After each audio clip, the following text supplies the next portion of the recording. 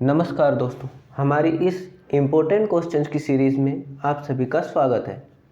तो चलिए फ्रेंड्स, हम अपना ये वीडियो शुरू करते हैं। हम अपनी इस वीडियोस की सीरीज़ में आपके लिए प्रीवियस रिपीटेड क्वेश्चंस लेकर आते हैं। तो आप अगर हमारी इस सीरीज़ से नहीं जुड़े हैं तो इस सीरीज़ से जुड़ जाएं, ताकि यह आपकी अपकमिंग एग्ज़ाम्स के लिए बहुत ही ज़्यादा बेनिफिशियल हो और आप अपना सिलेक्शन अपनी इन अपकमिंग एग्ज़ाम्स में श्योर कर सकें। तो चलिए फ्रेंड्स, हम अपना वीडियो शुरू करते हैं। हमारा फर्स्ट क्वेश्चन है, MRSA stands for, means MRSA का फुल फॉर्म क्या होता है। ऑप्शन नंबर ए है methicillin resistance staphylococcus aureus. Option number B है methicillin sensitive staphylococcus aureus. C है methicillin response staphylococcus aureus. And option number D है methicillin resistant group A staphylococcus. तो आप सभी के अकॉर्डिंग इस क्वेश्चन का आंसर क्या है, कमेंट बॉक्स में कमेंट करके ज़रूर लिखें। और सभी हमारे जो क्वेश्चंस हैं उनको अपने अकॉर्डिंग आंसर देने का प्रयास करें, ताकि आपको भी यह श्योर हो सके कि आपके कितने क्वेश्चन सही हैं। तो आप क्वेश्चन का नंबर और उसका आंसर साथ में लिख के कमेंट कर सकते हैं। तो चलिए फ्रेंड्स, हम इस क्वेश्चन की बात करते हैं। MRSA स्टैंड्स फॉर, तो M से होता है हमारा मेथिसिलिन,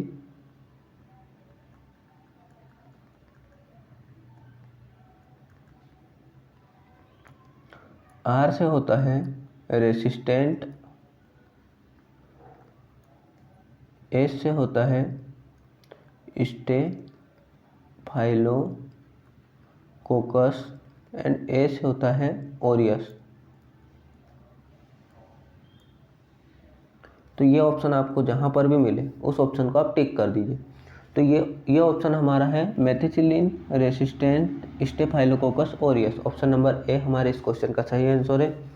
अब हम बात करते हैं कि क्या है इस मेथिसिलिन रेसिस्टेंट स्टेफाइलोकोकस की पैथोफिजियोलॉजी और क्यों ये रेसिस्टेंट होता है मेथिसिलिन के अगेंस्ट। तो मेथिसिलिन जो है वो एक ड्रग है जो कि जैसे ही वुंड इन्फेक्शन होता है तो उस पेशेंट को प्रिस्क्राइब किया जाता है वेनकोमाइसिन। अब वेनकोमाइसिन जो होता है वो वुंड इन्फेक्शन में स्टेफाइलोकोकस ऑरियस के लिए दिया जाता है वेनकोमाइसिन। लेकिन क्या होता है कि पस वुंड इन्फेक्शन में होता है पस फॉर्मेशन। अगर वुंड इन्फेक्शन में पस फॉर्मेशन होता है तो पस फॉर्मेशन होते ही इसके लिए क्लोक्सासिलिन दिया जाता है। क्लोक्सासिलिन विथ विटामिन सी दिया जाता है। अब जो क्लोक्सासिलिन और विटामिन सी दिया जाता है वो कितने दिन के लिए दिया जाता है? 7 डेज के लिए। लेकिन उसके बाद भी ये ट्रीट नहीं होता है तो फिर दिया जाता है मेथिसिलिन।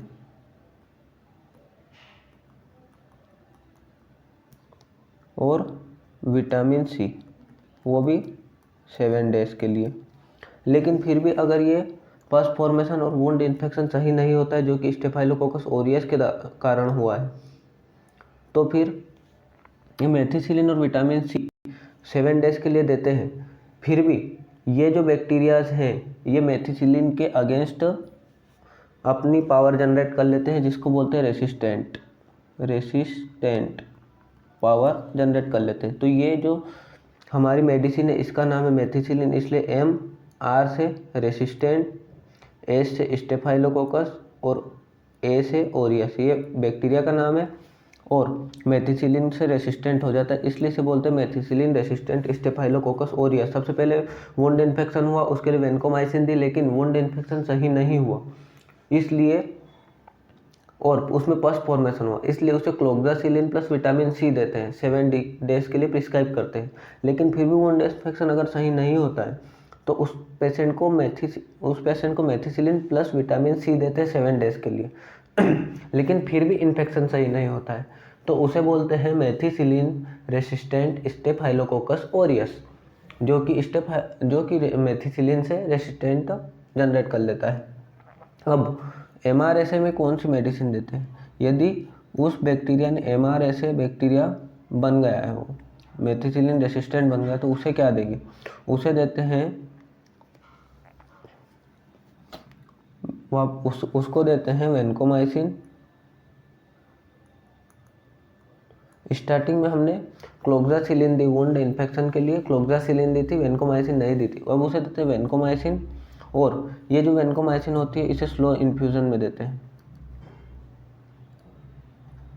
बिकॉज क्यों स्लो इन्फ्यूजन में वेनकोमाइसिन को देते हैं? क्योंकि ये अगर फास्ट दे देंगे तो रेडमैन सिंड्रोम हो जाता है, it can cause Redmayne syndrome, इसलिए वेनकोमाइसिन को हमेशा स्लो इन्फ्यूजन में दिया जाता है। अब ये जो बैक्टीरिया है ये वेनकोमाइसिन के भी अगेंस्ट पावर जनरेट कर लेता है, उसे बोलते हैं वेनकोमाइसिन रेसिस्टेंट स्टेफाइलोकोकस ऑरियस। तो अब इसके लिए, इस बैक्टीरिया के लिए दिया जाता है लिनेजोलाइट। वेनकोमाइसिन रेसिस्टेंट स्टेफाइलोकोकस ऑरियस के लिए लिनकोजोलाइट दिया जाता है। तो हम फिर से इसे रिवाइज करते हैं। सबसे पहले पेशेंट को हुआ वुंड इन्फेक्शन, और वुंड इन्फेक्शन के साथ ही, और वुंड इन्फेक्शन स्टेफाइलोकोकस ऑरियस का था, वुंड इन्फेक्शन स्टेफाइलोकोकस ऑरियस का था। तो इस वुंड इन्फेक्शन में को ट्रीट करने के लिए अब कुछ मेडिसिन देंगे। अब वुंड इन्फेक्शन में पस फॉर्मेशन हो गया, तो उसके लिए cloxacillin plus vitamin C 7 days के लिए डॉक्टर प्रिस्क्राइब करेंगे। अब क्लोक्सासिलिन से भी यह वुंड इन्फेक्शन सही नहीं हो रहा है, जो कि स्टेफाइलोकोकस ऑरियस के द्वारा था, तो मेथिसिलिन प्लस विटामिन सी देंगे 7 डेज के लिए। अगर उससे भी ट्रीट नहीं, मेथिसिलिन प्लस विटामिन सी देंगे 7 डेज के लिए, लेकिन ये जो बैक्टीरिया है मेथिसिलिन के अगेंस्ट रेसिस्टेंट जनरेट कर लेते हैं, जिसको बोलते हैं मेथिसिलिन रेसिस्टेंट स्टेफाइलोकोकस ऑरियस। अब उसके बाद MRSA जो बैक्टीरिया होता है उसके लिए, उसको ट्रीट करने के लिए वेनकोमाइसिन देंगे। अब वेनकोमाइसिन जो होता है उसे स्लो इन्फ्यूजन में दिया जाता है, क्योंकि ये रेडमैन सिंड्रोम कोज करता है। और अब जो वेनकोमाइसिन है उसके अगेंस्ट भी यह बैक्टीरिया पावर जनरेट कर लेता है, जिसको बोलते हैं VRSA, vancomycin resistance staphylococcus aureus. तो उसके लिए लास्ट ड्रग ऑफ चॉइस होती है, VRSA के लिए ड्रग ऑफ चॉइस होती है लिनेजोलाइट। तो फ्रेंड्स, आप इस पॉइंट को नोट कर लीजिए, VRSA और MRSA बहुत बार क्वेश्चन पूछा गया आपके एग्जाम्स में, और अपकमिंग एग्जाम्स में आने के बहुत ज़्यादा इसके चांस है। और VRSA का जो ड्रग ऑफ चॉइस होता है वो लिनेजोलाइट होता है, और वहीं अगर बात करें MRSA का, तो MRSA का होता है वेनकोमाइसिन ड्रग ऑफ चॉइस। ठीक है, अब हम चलते हैं हमारे नेक्स्ट क्वेश्चन की ओर। नेक्स्ट क्वेश्चन है, sensitivity and reaction is tested by administering the drug.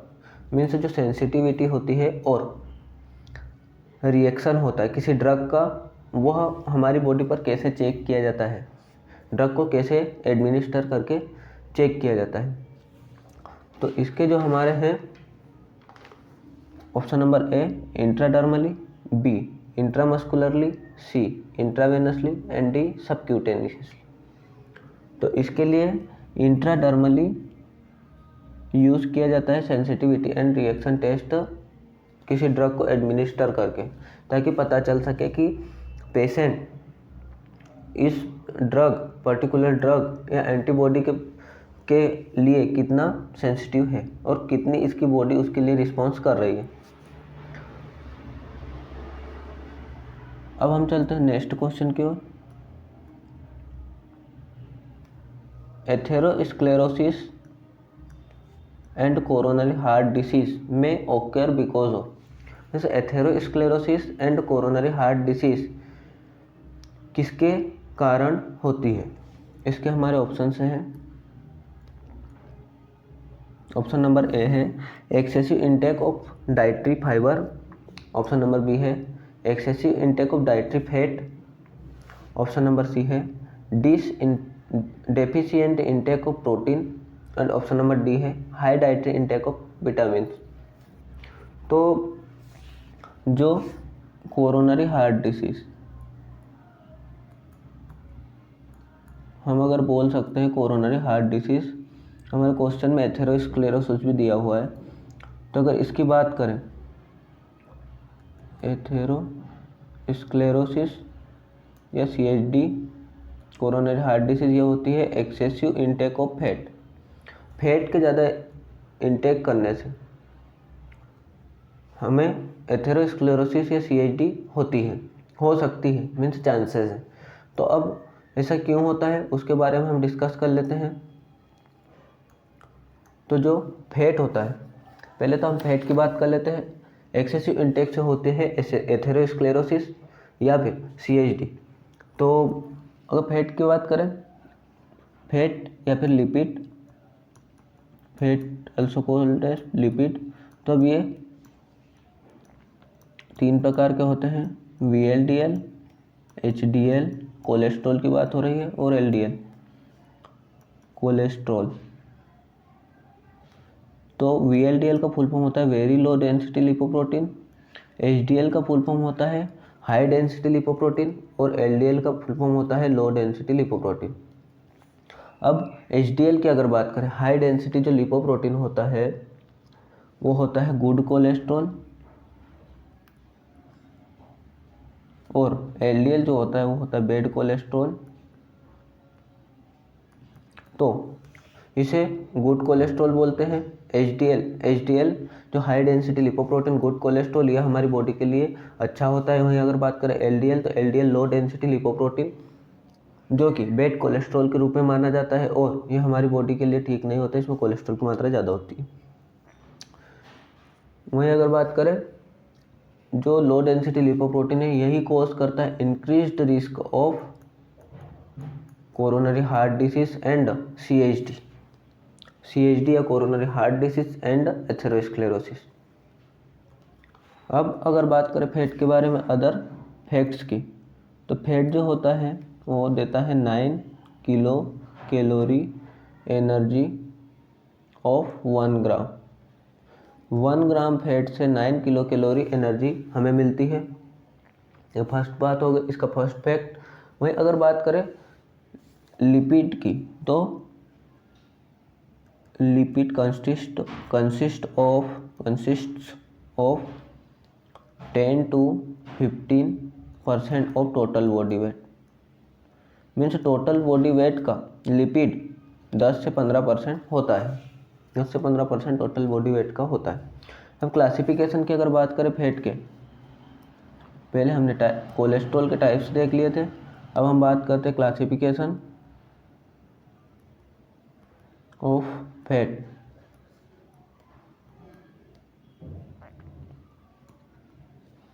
तो हमारा फर्स्ट होता है सिंपल लिपिड, सेकेंड हमारा जो होता है वो होता है कंपाउंड लिपिड, थर्ड होता है डिराइव्ड लिपिड, और फोर्थ होता है स्टेरॉल। अब सिंपल लिपिड की अगर बात करें, तो सिंपल लिपिड का जो एग्जांपल होता है,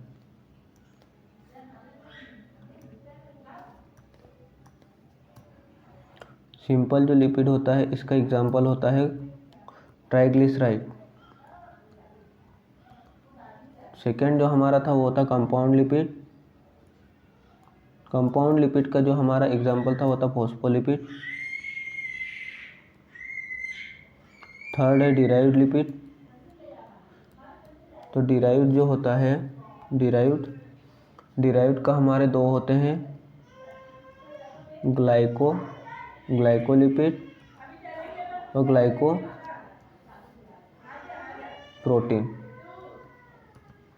यह हमारे कोलेस्ट्रॉल के टाइप होगा। अब अगर बात कर ले most dangerous form of fat is trans fat. Trans fat कैसे बनता है? रिपीटेड बॉइलिंग ऑफ ऑयल्स से। ये बहुत ही ज़्यादा हमारे हार्ट के लिए और हमारी बॉडी के लिए बहुत ही ज़्यादा हार्मफुल होता है, repeated boiling of the oil या फिर ट्रांसफैट जिसे बोलते हैं। अब हम चलते हैं नेक्स्ट क्वेश्चन की ओर। तो जो हमारा क्वेश्चन नंबर, हम फर्स्ट पे चलते हैं। फ्रेंड्स, हमने पीडीएफ को बीच में से स्टार्ट की थी क्योंकि पीडीएफ में कुछ प्रॉब्लम थी। तो हमारा क्वेश्चन नंबर, जो नंबर को आप भूल जाइए क्योंकि नंबर से यहाँ पर नहीं चल रहा है। तो हमारा द क्वेश्चन है, the lower uterine segment is formed from the, means lower uterine segment किस चीज़ से बना है। ऑप्शन नंबर ए है fundus, B isthmus and cervix, C body of uterus and D isthmus.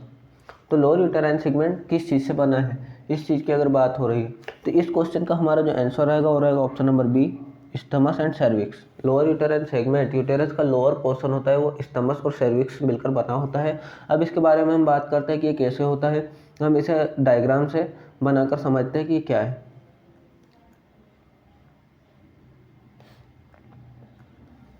तो सबसे पहले हम बनाएंगे यूट्रस।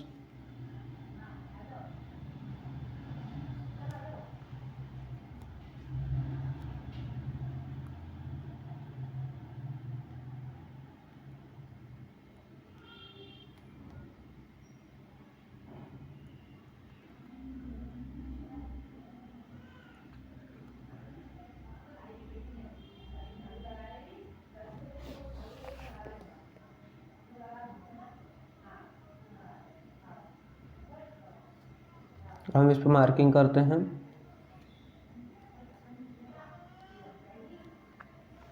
अब जो ये होता है हमारा पोर्शन फंडस, फंडस की अगर बात करें तो ये होता है 1.5 सेंटीमीटर। इस पोर्शन की अगर हम बात करें तो ये होती है बॉडी ऑफ यूटेरस, और इसकी लेंथ की बात करें तो ये होती है 3 से 4 सेंटीमीटर।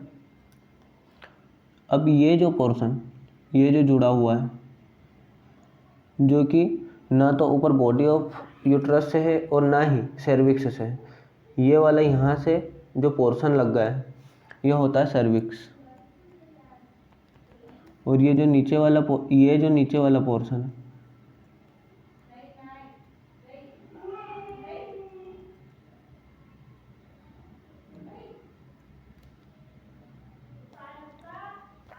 ये जो नीचे वाला पोर्शन है ये है वेजाइना। अब ये जो है जहाँ पर ये जुड़ा हुआ है सर्विक्स और यूटेरस की बॉडी, उसे बोलते हैं स्थमस। स्थमस की अगर लेंथ की बात करें तो ये होती है 0.5 सेंटीमीटर, और नीचे होती है वेजाइना। और सर्विक्स की अगर बात करें, सर्विक्स की लेंथ होती है 2 से 3 सेंटीमीटर। तो ये हमारा होता है स्थमस, जो कि लोअर पोर्शन में है यूट्रस के, और स्थमस के जो नीचे वाला पोर्शन है वो है सर्विक्स। तो सर्विक्स में भी 2 पार्ट होते हैं, एक जो होता है वो होता है वेजाइना के ऊपर वाला या फिर यूटेरस वाला, उसे बोलते हैं एक्सोसर्विक्स, और वेजाइना के अंदर वाला होता है उसे बोलते हैं एंडोसर्विक्स। और ये सर्विक्स और यूट्राइन बॉडी को जोड़ने वाला पोर्शन जो होता है जंक्शन, उस पोर्शन को बोलते हैं स्थमस। और स्थमस 0.5 सेंटीमीटर का होता है। सर्विक्स जो होता है वो 2 से 3 सेंटीमीटर का होता है। बॉडी ऑफ यूट्रस होती है जो वो सबसे बड़ा लार्जेस्ट पोर्शन है, वो 3 से 4 सेंटीमीटर होता है। और वही फंडस की बात करें तो 1.5 सेंटीमीटर होता है, जो कि ये वाला पोर्शन फंडस है, सबसे ऊपर वाला पोर्शन। ये था हमारे इस क्वेश्चन के बारे में। अब अगर हम बात करें अदर इन चीज़ों के बारे में, तो वहीं अगर जो ये वाला पोर्शन हमने देखा था वेजाइना के पास वाला, ये हमारा होता है एक्सोसर्विक्स, और ये अंदर वाला एंडोसर्विक्स, और यहाँ पे ये वेजाइना है, और इसे बोलते हैं फॉर्निक्स। ठीक है फ्रेंड। अब अगर बात करें यूट्रस की, तो यूट्रस की जो टोटल लेंथ होती है, टोटल डायमीटर होता है यूट्रस का, वो होता है 7.5 इंटू 5 इंटू 2.5 सेंटीमीटर क्यूब, क्योंकि लंबाई, चौड़ाई, ऊंचाई इस तरीके से, थिकनेस इस तरीके से इसे जोड़ा जाता है। 3 डायमेंशंस इसमें यूज़ किए जाते हैं, इसलिए सेंटीमीटर क्यूब लगाते हैं। या फिर इंच में बात करें तो 3 गुना 2 गुना 1 इंच होता है इसका डायमीटर। अब प्रेगनेंसी में अगर बात करें यूट्रस की, तो प्रेगनेंसी में यूट्रस 35 सेंटीमीटर का हो जाता है। फंडस प्लस बॉडी मिलकर कॉर्पस कहलाते हैं। फंडस और बॉडी को मिलकर कॉर्पस बोलते हैं। यूट्राइन कैविटी की अगर बात करें तो यूटेराइन कैविटी का साइज जो होता है वो होता है 6 सेंटीमीटर।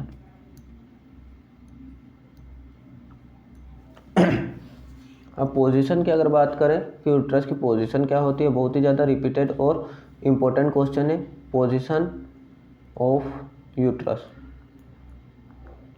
इन पॉइंट्स को फ्रेंड्स आप नोट डाउन करते रहिए ताकि आपको एग्जाम्स में बहुत ही ज़्यादा ये बेनिफिशियल हो।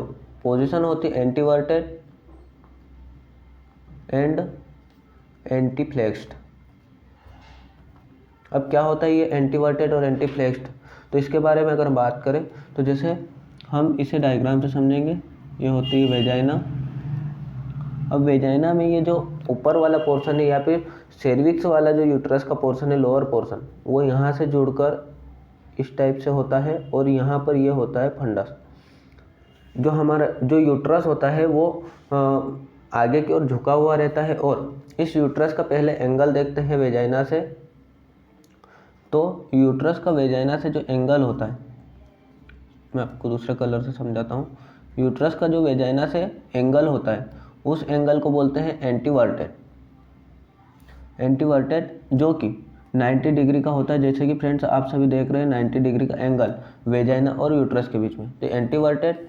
और सेकेंड हमारा जो एंगल होता है वो होता है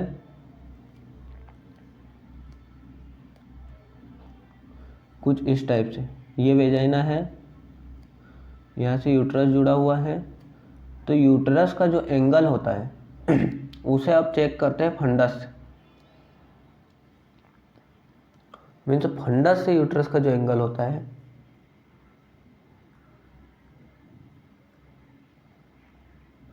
फंडस से जो सर्विक्स का एंगल, सर्विक्स टू फंडस का जो एंगल होता है उसे बोलते हैं एंटीफ्लेक्स्ड। तो ये आपको 90 से ज़्यादा दिख रहा है, 90 तो ये वाला होता है लेकिन 90 से ज़्यादा दिख रहा है तो ये एंगल होता है 120 डिग्री। एंटीवर्टेड, एंटीफ्लेक्स्ड। एंटीवर्टेड वेजाइना से यूट्रस, एंटीफ्लेक्स्ड, एंटीफ्लेक्स्ड की अगर बात करें मैं आपको लिख के समझा देता हूँ। एंटीवर्टेड वेजाइना टू यूट्रस, एंटीफ्लेक्स्ड सर्विक्स के आधार से, सर्विक्स के बेस से यूट्रस का एंगल या फंडस का एंगल, सर्विक्स के बेस से फंडस का एंगल, उसे बोलते हैं एंटीफ्लेक्स्ड। तो ये था हमारा इस क्वेश्चन के बारे में डिटेल। नेक्स्ट क्वेश्चन है हमारा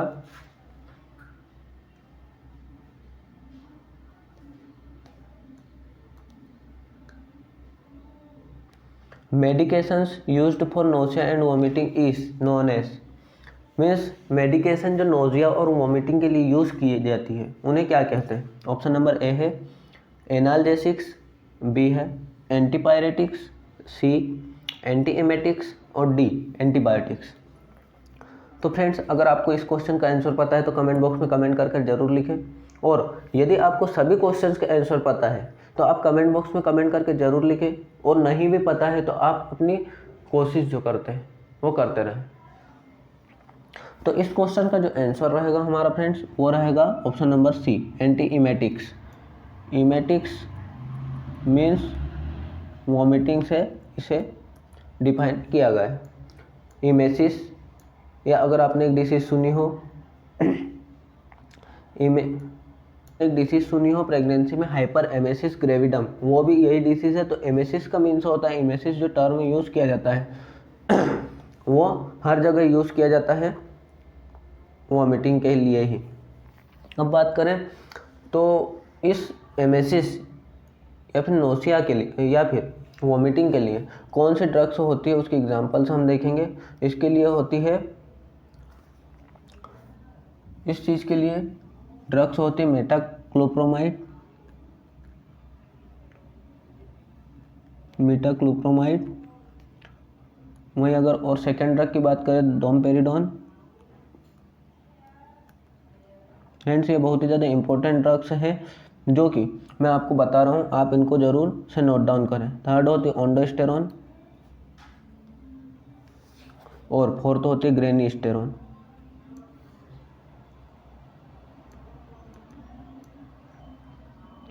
ये होती है एंटी इमेटिक ड्रग्स।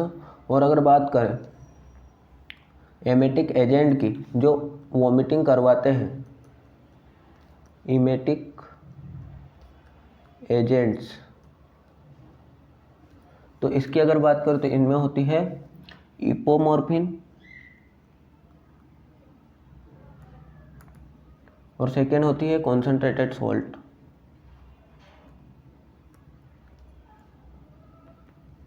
ये जो दो दवाइयाँ होती है इमेटिक एजेंट होती है जो कि इंक्रीज करती है वोमिटिंग को, इपोमॉर्फिन और कॉन्सेंट्रेटेड सॉल्ट। और मैंने जो आपसे पहले बात की थी वो थी एंटी इमेटिक ड्रग्स जो वोमिटिंग को कम करवाती है, वो होती है मेटाक्लोप्रोमाइड, डोमपेरिडोन, ओंडेस्टेरॉन एंड ग्रेंडिस्टेरॉन, जो कि inducing forwarding movement of the food का फॉरवर्डिंग मूवमेंट मीन्स आगे की ओर बढ़ाने का काम करती है, ना कि वापस लाने का। उन्हें बोलते हैं एंटी इमेटिक ड्रग्स। अब अगर बात करें कि एंटी इमेटिक ड्रग्स जो होती है वो क्या वर्क करती है, इसकी फिजियोलॉजी समझते हैं। तो जो हमारा सीटीजेड सेंटर होता है, अब सीटीजेड सेंटर क्या होता है, ये होता है chemo triggers zone. Chemo triggers zone जो होता है हमारे सीएनएस में जो कि प्रेजेंट होता है। सीटीजेड जो सेंटर होता है वो कीमो ट्रिगर जोन जो होता है वो प्रेजेंट होता है मेडुला ऑब्लोंगेटा में।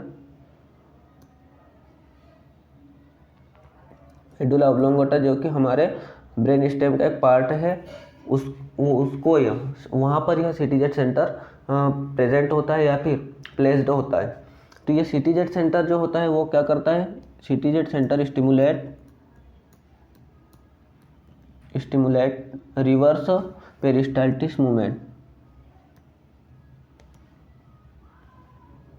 पेरिस्टाल्सिस मूवमेंट क्या होता है, फूड का आगे जाना जो कि हमारी मसल्स के द्वारा वर्क करके फूड को आगे भेजा जाता है, फॉरवर्डिंग मूवमेंट होता है, वही पेरिस्टाल्सिस मूवमेंट होता है जो कि जीआई सिस्टम में चलता है।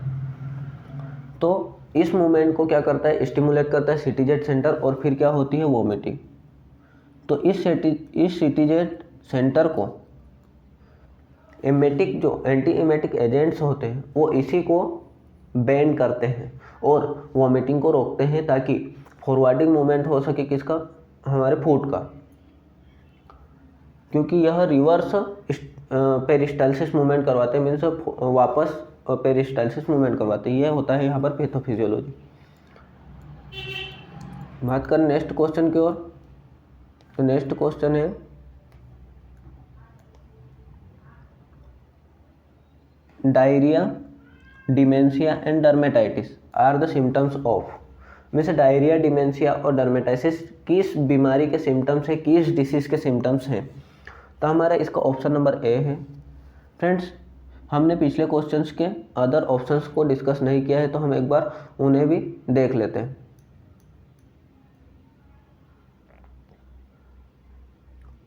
या फिर हम इस क्वेश्चन को करने के बाद पिछले क्वेश्चंस के आंसर्स को ऑप्शंस को डिस्कस करेंगे।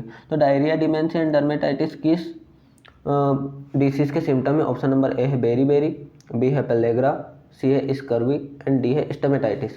तो ये आपको अगर पता है तो इस क्वेश्चन का आंसर जरूर बताएं। और किस चीज़ की डेफिशिएंसी से ये एक न्यूट्रिशनल डेफिशिएंसी डिसीज होती है जो कि किस चीज़ से होती है, आप जरूर बताएं। तो ये होती है पेलेग्रा में। पेलेग्रा में ये तीनों चीज़ें दिखाई देती हैं। अब क्या होता है ये पेलेग्रा, अब पेलेग्रा की अगर बात करें तो ये होता है विटामिन B3 का जो केमिकल नेम होता है नियासिन।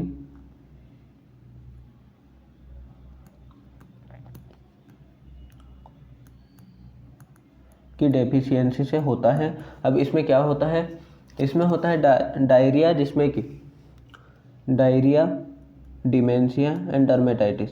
अब डायरिया की बात करें तो जीआई सिस्टम, डिमेंशिया की बात करें तो नर्वस सिस्टम, और डर्मेटाइटिस की बात करें तो इंटेग्यूमेट्री या स्किन वाला सिस्टम हमारा जो होता है वो अफेक्ट होता है। मीन्स ये जीआई, नर्वस सिस्टम और इंटेग्यूमेट्री सिस्टम, 3 सिस्टम्स को अफेक्ट करती है ये बीमारी जो होती है पेलेग्रा। तो ये बहुत ही घातक साबित हो सकती है पेशेंट्स के लिए। मोस्ट कॉमन सीन इन मेज ईटर्स, ये मोस्ट कॉमन मेज ईटर्स में दिखाई देती है, जो मक्का का ज़्यादा यूज़ करते हैं उनमें ये दिखाई देती है। अब अगर हम बात करें इसके ऑप्शंस की, तो अदर ऑप्शंस में है जैसे कि बेरी बेरी होता है विटामिन B1 की डेफिशिएंसी से। B1 जो क्या होता है, जिसका फुल फॉर्म होता है B1 का थायमिन की डेफिशिएंसी से होता है बेरी रोग। और इसमें यह 2 प्रकार का होता है, ड्राई बेरी और वेट बेरी। अब जो ड्राई होता है वो उसमें ब्रेन इन्वॉल्व होता है, मीन्स ब्रेन के संबंधित इसमें प्रॉब्लम्स दिखाई देती है। अगर बात करें वेट बेरी की, तो ये होती है कार्डियक डिसीजेस इसमें दिखाई देती है, कार्डियक से संबंधित इन्वॉल्वमेंट होता है इसमें। अब बात करें नेक्स्ट ऑप्शन की, तो नेक्स्ट ऑप्शन में जो होता है स्कर्वी होता है जो विटामिन सी की डेफिशिएंसी से होता है। विटामिन सी का जो हम केमिकल नेम है वो है एस्कॉर्बिक एसिड। विटामिन सी का मोस्ट कॉमन सोर्स या फिर सबसे ज़्यादा जिससे मिलता है वो होता है आंवला, मीन्स आंवला से सबसे ज़्यादा विटामिन सी मिलता है। और आरडीए की बात करें, means recommended daily allowances, means कितना लेना चाहिए एक दिन में, तो ये होता है 40 milligram per day. 40 milligram per day एक एवरेज एडल्ट मैन और चिल्ड्रंस को विटामिन सी लेना चाहिए। अब विटामिन सी किस लिए हेल्प में यूज़ होता है? विटामिन सी वैसे अगर देखें तो विटामिन सी आयरन के एब्जॉर्प्शन में भी यूज़ होता है। आयरन एब्जॉर्प्शन को इंक्रीज़ करता है, की रेट को इंक्रीज़ करता है विटामिन सी। इसे एंटीऑक्सीडेंट भी बोलते हैं। ये था विटामिन सी के बारे में। और स्कर्वी रोग के बारे में, स्कर्वी जिसमें कि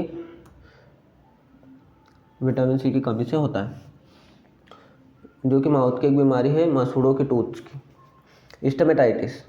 स्टमेटाइटिस जो होता है, स्टमेटाइटिस के बारे में फ्रेंड्स बहुत बार क्वेश्चन आया है कि स्टमेटाइटिस इज रेफर्स फॉर या फिर स्टैंड्स फॉर, या फिर इसे डिफाइन कीजिए ये क्या है। तो स्टमेटाइटिस क्या है? इन्फ्लामेशन ऑफ माउथ के इन्फ्लामेशन को स्टमेटाइटिस बोलते हैं। और यहाँ पर क्वेश्चन में वो स्टमेटाइटिस लिख देता है और ऑप्शंस में हमें इन्फ्लामेशन ऑफ हमारा जो स्टमक होता है वो लिख के देता है, क्योंकि स्टमेटाइटिस से लोग, ये स्टूडेंट्स इसमें कंफ्यूज होकर हमेशा, अधिकतर स्टूडेंट्स इसमें मैक्सिमम स्टूडेंट्स स्टमक लिख के आते हैं, लेकिन स्टमक के इन्फ्लामेशन को गैस्ट्राइटिस बोलते हैं, ना कि स्टमेटाइटिस। तो इस ऑप्शन में हमारा जो है उसे बोलते हैं इन्फ्लामेशन ऑफ माउथ, स्टमेटाइटिस को बोलते हैं। नेक्स्ट क्वेश्चन की बात करें, a client has an infection that is spread through droplet, which of the following is essential for the nurse to use when taking this client's temperature. Means एक client जो है उसे एक इन्फेक्शन है that is spread through droplet, जो कि droplet के through, means हवा में जो कण होते हैं या पार्टिकल्स होते हैं उनके द्वारा फैलने वाला है। Which is the following is essential, इनमें से कौन सा जरूरी है फॉर द नर्स के लिए टू यूज़ करना, इनमें से कौन सा जरूरी है नर्स के लिए यूज़ करना, जिससे कि टेकिंग दिस क्लाइंट्स टेम्परेचर, जिससे कि इस क्लाइंट्स का टेम्परेचर ले सके, या जब लेना है टेम्परेचर तब क्या ज़रूरी है। इस क्वेश्चन के आंसर से हैं, क्वेश्चन ऑप्शन से option number 1 gloves, B goggles, C gown and D mask. तो फ्रेंड्स इस क्वेश्चन का जो आंसर रहेगा हमारा वो रहेगा option number D, mask. Means जो एक ड्रॉपलेट डिसीज, किसी पेशेंट को ड्रॉपलेट ऐसी डिसीज है जो ड्रॉपलेट्स के द्वारा फैल सकती है, तो उसकी केयर करते टाइम नर्स को पीपीई किट का एक बहुत ही ज़्यादा इम्पोर्टेंट कंपोनेंट होता है मास्क, उस मास्क को यूज़ करके ही उसकी केयर करना चाहिए। अब मास्क की अगर बात करें तो मास्क पीपीई के अंतर्गत आता है, और मास्क दो प्रकार के होते हैं, एक होता है सर्जिकल मास्क और दूसरा होता है रेस्पिरेटर। अब जो सर्जिकल मास्क है, सर्जिकल होता है, सर्जिकल वो 3 से 8 आवर तक पहनना चाहिए। सेंटर फॉर डिसीज कंट्रोल और की गाइडलाइन के अनुसार 3 से 8 घंटे तक पहनना चाहिए। अल्सो कॉल्ड एज, इसे ट्रिपल लेयर मास्क भी बोलते हैं क्योंकि इसमें 3 लेयर होती है।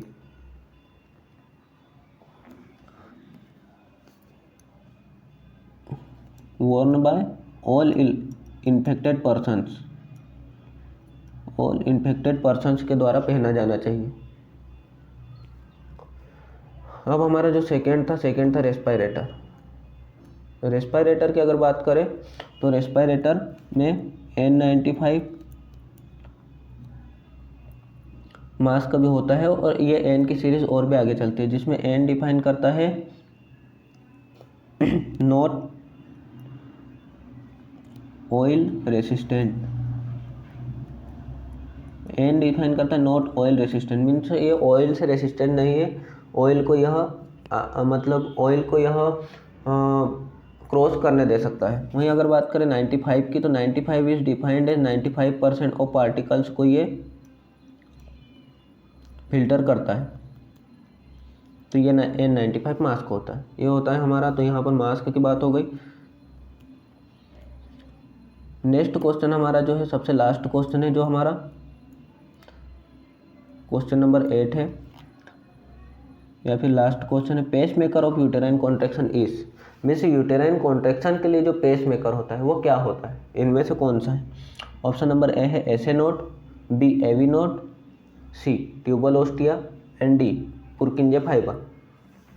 तो फ्रेंड्स, इस क्वेश्चन का आंसर क्या है कमेंट बॉक्स में कमेंट करके जरूर लिखें, या फिर हम डिस्कस कर रहे हैं। तो हमारे इस क्वेश्चन का आंसर है option number C tubal ostia. अब ट्यूबल ओस्टिया क्या होता है, कैसे यह वर्क करता है? अब यहाँ पर बात करें SA node is a pacemaker of heart. Purkinje fibre की बात करें, जो कि हार्ट के सेप्टल साइड से जो कंडक्शन होता है उसको हार्ट में पहुंचाता है। सबसे पहले एसए नोड होता है।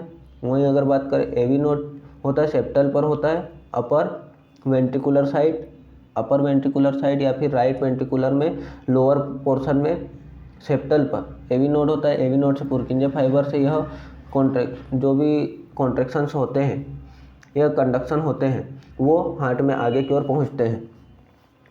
वहीं अगर ट्यूबल ओस्टिया की बात करें, तो ट्यूबल ओस्टिया जो हमारे इस क्वेश्चन का आंसर है वो क्या है?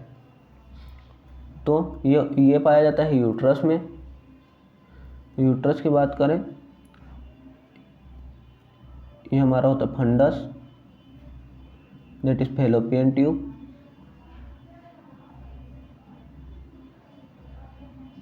होता है यूट्रस। अब ये जो फंडस होता है, इस फंडस के कॉर्नर्स पर एक पेस मेकर पाया जाता है, या पेस मेकर कह सकते हैं, वो होता है ट्यूबल ओस्टिया। अब यहाँ से यह कॉन्ट्रैक्शन स्टार्ट होते हैं पूरे यूट्रस में, और ये नीचे की ओर डाउनवर्डिंग मूवमेंट में नीचे जाते हैं कॉन्ट्रैक्शंस। तो इसके फंक्शंस क्या होते हैं?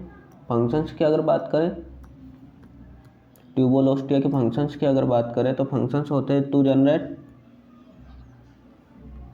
इम्पल्सेस यूट्राइन कॉन्ट्रैक्शंस के लिए, forward movement and downward movement में आगे बढ़ते हैं यूटेरस में। अब इसको ये होता कहाँ पर है? अभी अपन ने बात की, that is the fallopian tube and that is the fimbriae and ovaries. ये होता है fallopian tube that is tubal ostia, और fundus that is the uterine body. तो ये होता है जंक्शन बिटवीन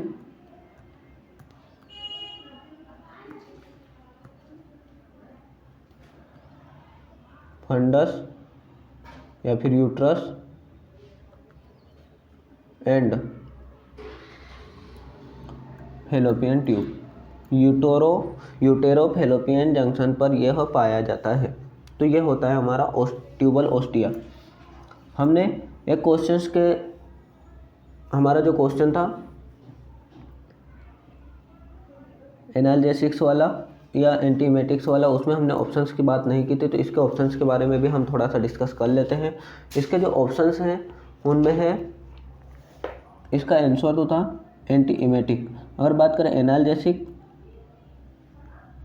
एनाल्जेसिक्स जो मेडिसिन होती है वो पेन के लिए होती है, पेन किलर भी इसे बोलते हैं। नॉर्मल, एक नॉर्मल पर्सन इसे पेन किलर बोलेगा। और पेन किलर्स जो होते हैं ये पेन रिलीव के लिए होते हैं। इसके अगर हम एग्जाम्पल्स की बात करें तो एग्जाम्पल अब याद रखिए, क्योंकि ये बहुत ही ज़्यादा इंपॉर्टेंट है और मेडिकल में भी यूज़ किए जाते हैं, मेडिकल टर्म्स में भी यूज़ किए जाते हैं। आइबुप्रोफेन, एडविल, इसके एग्जाम्पल जो मार्केट नेम है वो है आइबुप्रोफेन, एस्पिरिन,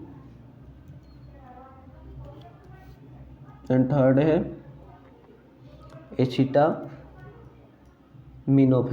एसिटामिनोफेन। तो आइबुप्रोफेन, एस्पिरिन एंड एसिटामिनोफेन ये एनाल्जेसिक्स के हमारे जो हैं वो ऑप्शन, वो उसके एग्जांपल्स हैं। और ये पेन किलर होती है, पेन रिलीव के लिए यूज़ होती है। और बात करें एंटीपायरेटिक्स क्या होती है? पायरेटिक्स से हम बता सकते हैं फीवर। तो ये फीवर को डिक्रीज करने के लिए, फीवर रिलीव करने के लिए होती है एंटीपायरेटिक्स। इसके एग्जांपल्स की भी अगर हम बात करें तो वही इसमें एक दो तो वही सेम होते हैं एनाल्जेसिक्स वाले, जो कि होते हैं एसिटामिनोफेन, आइबुप्रोफेन, और अदर जो है उसे हम दूसरे कलर से लिखते हैं ताकि आपको अच्छे से समझ में आए। अदर है कीटोप्रोफेन, डाइपायरोन और इंडोमेथाजिन,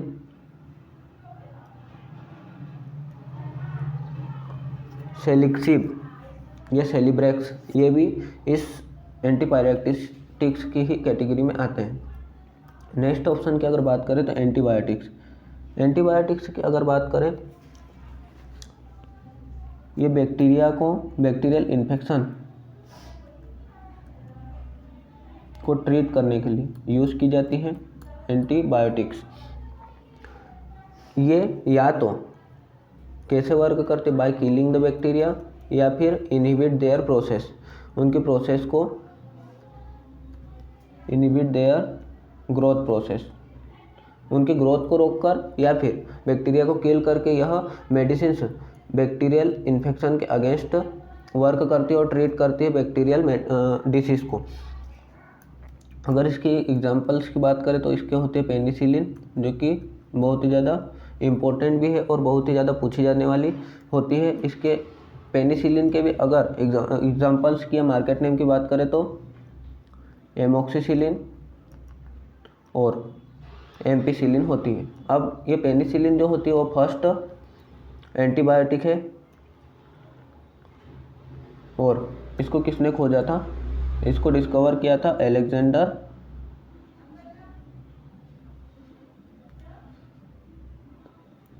फ्लेमिंग ने।